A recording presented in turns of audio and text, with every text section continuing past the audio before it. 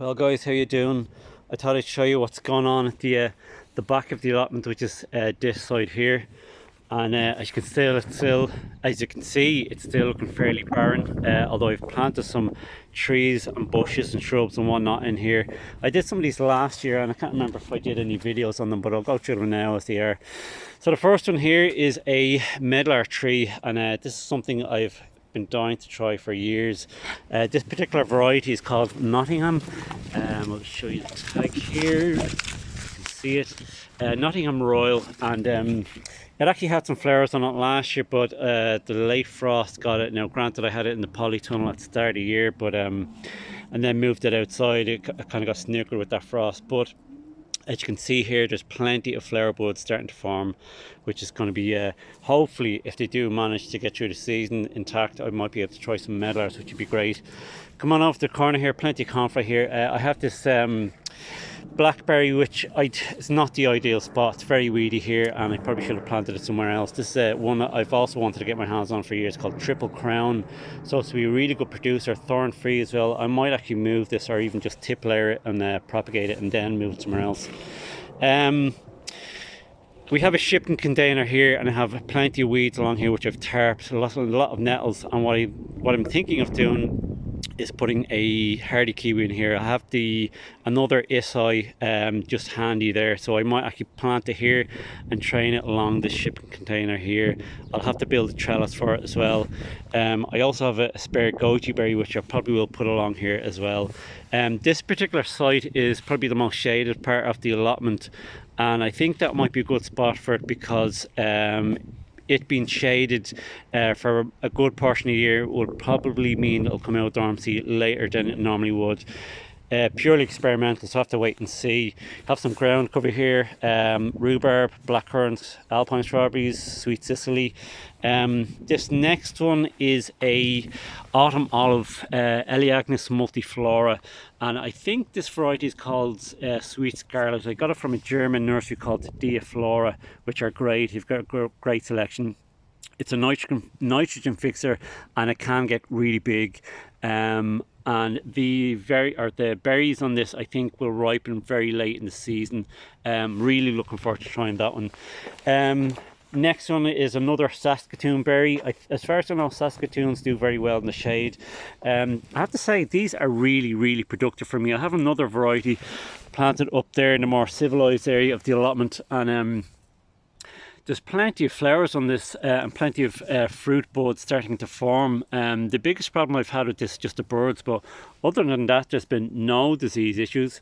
It takes the cold like a champ. Even at this stage, if you've got late frost, it will still keep hang on to all of these flowers. So I'm surprised more people don't grow them. They're very nice. Next is my Illinois Everbearing. I had this in a pot for 3 years and it just didn't do well, even inside the polytunnel. So I decided to plant it in the ground. It's coming out of dormancy now, but it's just not looking great for a tree that's this old. It should be a lot bigger. So hopefully it'll do better here. There is a danger of this getting absolutely ginormous, but I don't mind because mulberries can be cut back really hard, and I don't mind having the coppice trees like this because it means I can probably put it down the back here just to keep the weeds down, or even just to mulch the area. Next on the list is the tree I got today, or a shrub, complete what do you call it, impulse buy from B&Q. It's a hazelnut tree, and apparently it's a dwarf variety called Scooter. This is one of these what do they call them, it's a bendy tree. I forget the name, but anyway, it's a dwarf variety, so probably get about 8 to 10 feet tall. I brought this purely for the ornamental value. I just think it looks really nice. If we manage to get a crop of nuts off it, even better. Now I'll probably have to wait a few years for that to happen, but I don't mind. And even if it does get too big, hazels can be coppiced pretty hard. Some more sweet Sicily. This apple tree is called a Red Devil, and it was recommended to me by a lady that runs a nursery. Supposed to be crisp and sweet, which is exactly what I like. Plenty of blossoms on this, and it looks like it's going to be a good yield this year, provided we don't get too many or another late frost. And finally then we have this bed here. I've got some sweet cherries, dwarf sweet cherries. This one here is Regina and Sunburst, grafted onto this dwarf rootstock. I think these will probably get about 6 to 8 feet tall, thereabouts.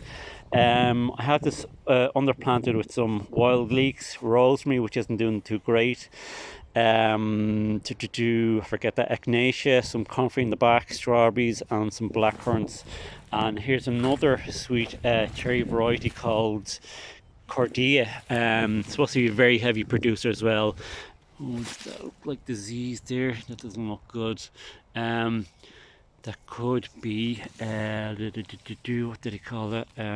Anyway, I'm not sure about that, and I'll have to check that out. That's how it's looking at the moment. I did put cardboard all over this area last year to keep the weeds down, and it did really well, but that cardboard has been weathered away and is now disintegrated. I have more cardboard. What I intend to do is lay out a path, get some mulch in there, hopefully, and also I have to put some more understory plants. So I've plenty of rhubarb, loads of comfrey. I don't really want to be buying more plants, so I'm probably just going to propagate what I have here and try and get them in there.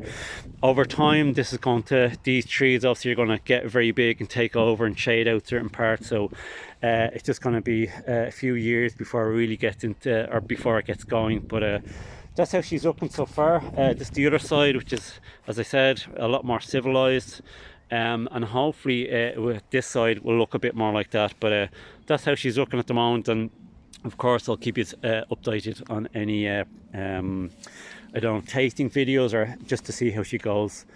Okay, take it easy, guys.